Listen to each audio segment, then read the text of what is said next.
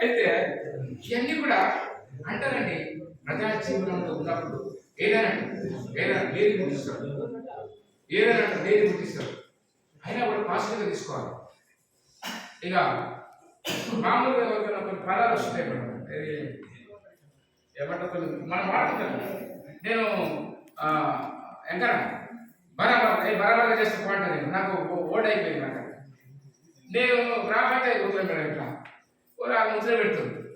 నేను నాకు చూడలే, బరాబర్ కాడ వచ్చినా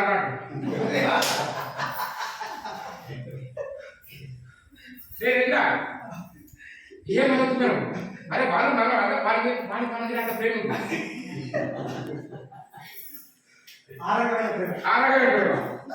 వీటిని కూడా ఎంజాయ్ చేసాను మేడం, రియల్గా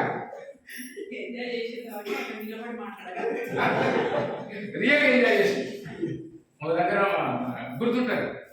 ఆ గుర్తు దగ్గర మా వాళ్ళతో గుడిపిస్తున్నాను చూడలే. ఒక ఆయన పెద్ద మనిషి ఇట్లా వస్తున్నాడు, తిట్టుకునే వస్తుంది. చూసినా ఇట్లా ఏదే తిట్టుకుంటూ వస్తున్నావు, ఇక్కడ ఉన్నా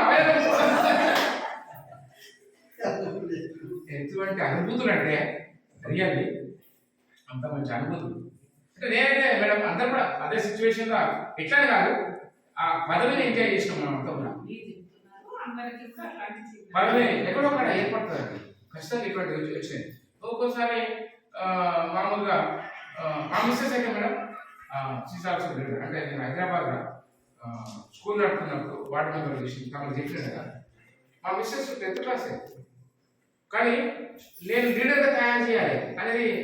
ఎందుకంటే ఆకాశంలో సగం మీరు సగం మేమని బయలుదేరండి, మావు అన్నది పదం. అంటే ఇప్పుడు వచ్చే చట్టాలు కూడా సమానంగా వస్తుంది అందరికి, బట్ ఖచ్చితంగా లీడర్షిప్ మీరు తెచ్చుకోవాలి, మీకు అవకాశాలు ఎక్కువ వస్తాయి.